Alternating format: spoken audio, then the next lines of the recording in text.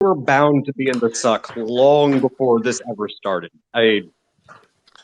Torchlight was already heavily shorted before the proposal to merge with MMAT ever even began. It We were in the suck when somebody decided to make MMTLP a tradable asset on the OTC, despite having no knowledge or approval by the management. We were definitely in the suck when we were the third company to ever be U3 halted. Well, not even company, because we're not a company. A placeholder for a special dividend got slapped with a U3 halt with zero explanation. It it was bound to be a really, really shitty fight. Pardon my French. But yeah, we kind of have to just keep that in mind. Like we we were going to be in for one hell of a fight, just knowing those three things going into this situation. And the fact of the matter is, this community has not only stuck with this and refused to do what was expected of us, which was basically sit down, shut up, don't ask questions. The fact that we managed to organize, we have been fighting, we have been talking, we have been vocal through this entire time, knowing that if for no other reason, the individuals who were behind whatever happened, why it happened, how it happened, the if for no other reason, they were going to make this as painful for us as possible, if for no other reason, just out of sheer vindictiveness, because we didn't do what was expected of us. The second MMTLP started trading, the expectation was you were supposed to just sell your shares, let them off the hook, don't ask questions, don't ask why it happened, don't ask how it happened, just, be, pretty little dogs with fleas, be stupid retail investors, be plebeians, uh, don't do anything, don't dare challenge us. And we said, no, like, no, we're not going to play that game.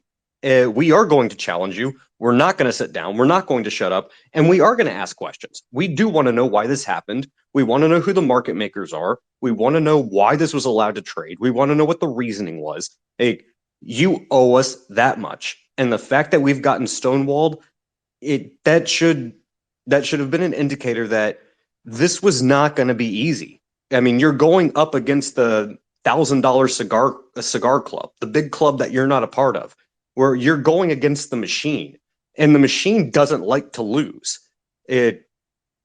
So yeah, it was going to suck, and I understand why emotions are running high. I understand why people are upset. It, but here's a counterpoint to that, and this is my motivating statement. Despite all of that, even when our emotions run high, even when we we get angry, even when we yell, we haven't stopped fighting. In fact, we're making progress bit by bit.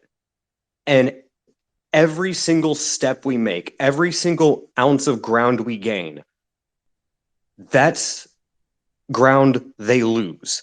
That's one more card in their hand they have to show. That wall is slowly being torn down. They can only take this so far. Because at the end of the day, if we, like I said in the tweet that I posted in the Nest in a space a couple of days ago, if I'm stupid, if I'm wrong, if I don't understand the nuance and intricacies of the market, then it shouldn't be that difficult for these big brain 1000 IQ super mega Chad geniuses to come out there and prove me wrong. Just open the books, show me the data, prove me wrong. They refuse to do it. So that tells me one thing and one thing only. They can't do it. They're afraid to, because we didn't do anything wrong. We recognized a golden opportunity. We recognized a unicorn. We recognized something that very rarely happens, if not has probably never happened, at least in current market history. And they are really, really afraid of that information coming to light for the public to see, and thus we get vindicated and get proven right. That terrifies the crap out of them. That is my personal opinion. And my second opinion on it is this. And I agree with Drew on this one. I would be shocked if NextBridge didn't try to find some sort of resolution or some sort of solution to this situation that we're in, because I do personally believe that the individuals involved with NextBridge, and also Barta and also Palicaris, say what you want about them, also McCabe, I do think they care about us. They've seen how hard we've fought. They've seen how much time and energy and effort that we've put in just of our own accord, without any solicitation from them, to try to get some sort of resolution to this, to try to get some sort of reconciliation. Because if it benefits us, it by extension also benefits them. I haven't seen an effort like this from any community ever. Never. I'm still kind of flabbergasted that we've been able to do what we have in such a short amount of time. Like Drew is saying, this is only 6 months. Look at what we've been able to do in 6 months. Go find me another community that has gone through what we have and gotten to this point. Just from a pure grassroots, just, I'm not going to put up with the nonsense anymore. I am going to sit down, spend God knows how many hours of my own free time, of my own volition, to fight back against something that I feel is unjust. It's not just about the money. It's about the principle. I've never seen that at all. And I'm still waiting on my sea shanty song for MMTLP. If Jamie can get one, then we can get one too. But that's a side note. And my final point, my third point, is this one. I remember hearing things about, NextBridge potentially could have had a buyer in place, but they can't move forward because this whole situation is still a thing. It was always supposed to be a placeholder. How do you expect that company to operate with this cloud hanging over their head? So I'm sure there's people in the background working to try to get resolution on this situation that are making their own efforts that we're just not aware of. The fact that we are operating maybe in tandem with them to some degree,